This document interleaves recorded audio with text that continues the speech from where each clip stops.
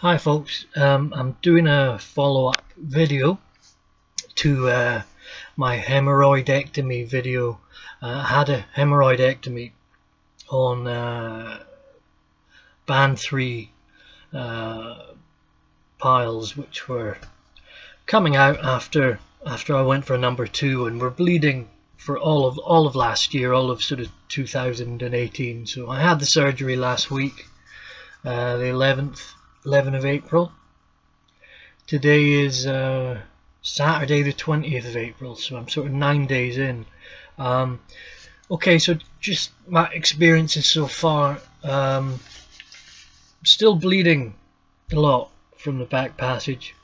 I was discharged with morphine, paracetamol, ibuprofen, ibuprofen 400 milligrams and 500 milligrams of paracetamol, which definitely helped. Ibuprofen and paracetamol was sort of your friend, and still is my friend.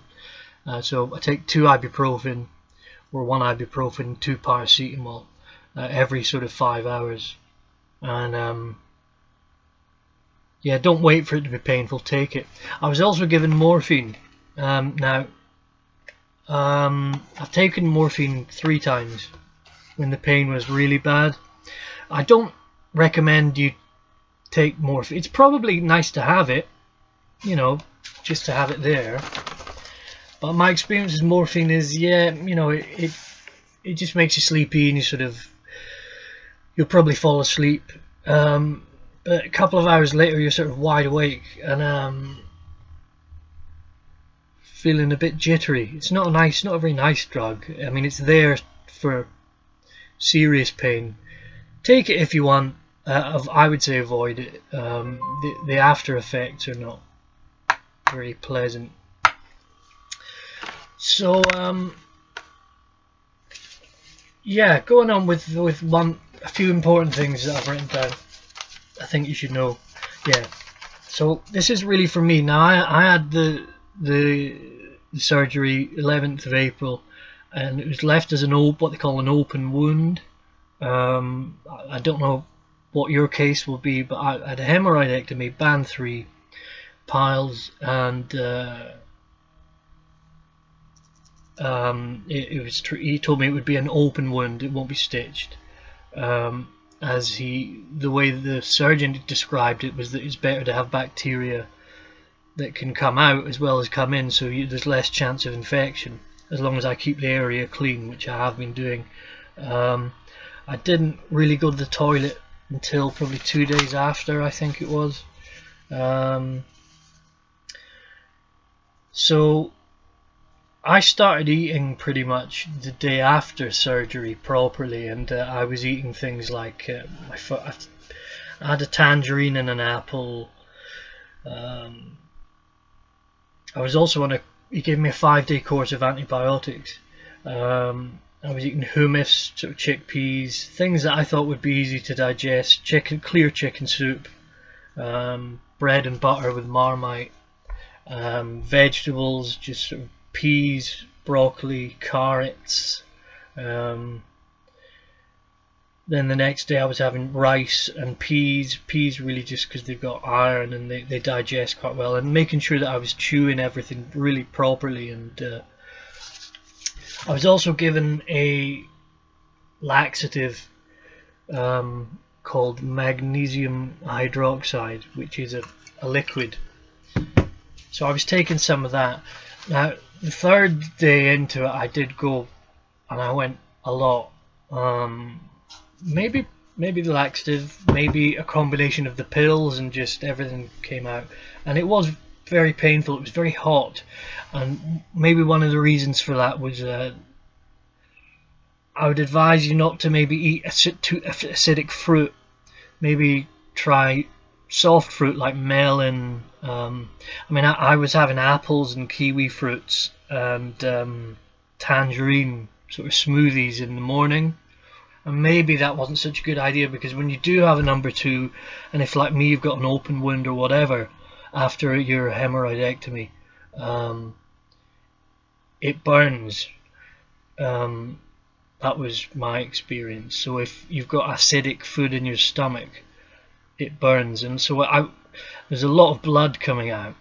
That might shock you at first. It might look like a lot, but as I've been told, you know, a little blood looks like a lot of blood when you're pooing. It can just be a small amount. So that's sort of the initial scary-ish part when it's painful, and it was very painful. I'm able to sit down, but not sitting down for too long. I'm trying to walk around and lie down quite a bit. But I would say, you know, 9 days in, I'm still, you know, I'm not recovered. He said 2 weeks to 6 weeks, the surgeon said to me, before, you know, I would notice that the wound had probably healed, and 2 to 6 weeks. So hopefully, you know, this time next week, at least I'd like to get to a point where I'm stopping seeing the blood coming out, and that's to my next point. Because I was discharged with basically this note that said, keep the area clean and dry, which I have been doing. No baths. Some people I've read tell you have a bath, sit in a bath. I was told no baths, just have a shower. I would say have a shower when you can, if you feel up to it. Sort of force yourself to, just to make yourself feel human. And don't worry about showering the wound, or I didn't. It actually felt okay, showering that area lightly. And just to look out for signs of infection, discharge, any swelling or fever. And I haven't had that yet. Though when you're taking a sort of lot of ibuprofen and a lot of paracetamol, I guess that can upset your stomach and make you feel a bit odd, so it's hard to tell. But I guess if you get a fever, you'll know big time. This is a big thing. Have a lot of pads to wear. I got these. Now I'm not a big earner. I'm currently on benefit money in the UK, so I do not have savings, and I had to ask for these pads, which are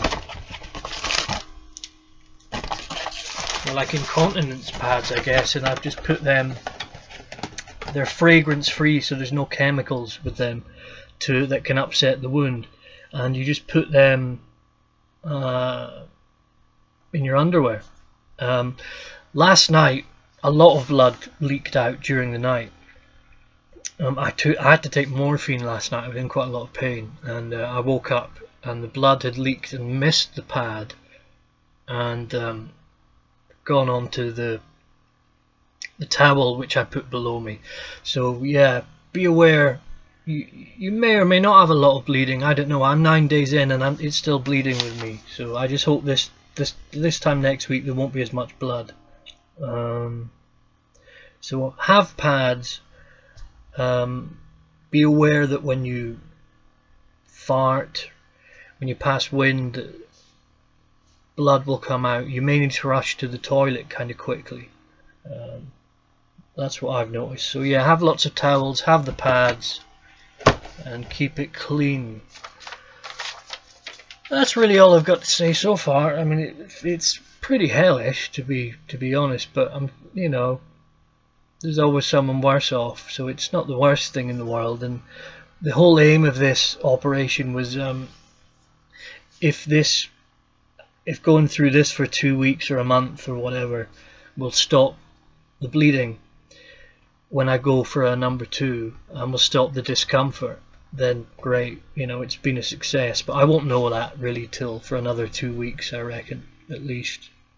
I've had no horrible complications that some people say, so you just got to try and relax as much as possible, which is very difficult for me. I've got a lot going on at the moment, a whole bunch of things that I've had to put to one side because I can only concentrate on my recovery. But yeah, also yeah, get out and walk. Don't drive around if you have a car. Go walk. Even if you just walk around your neighborhood and back, do that. And yeah, morphine, unless you're in killer pain, try to avoid it.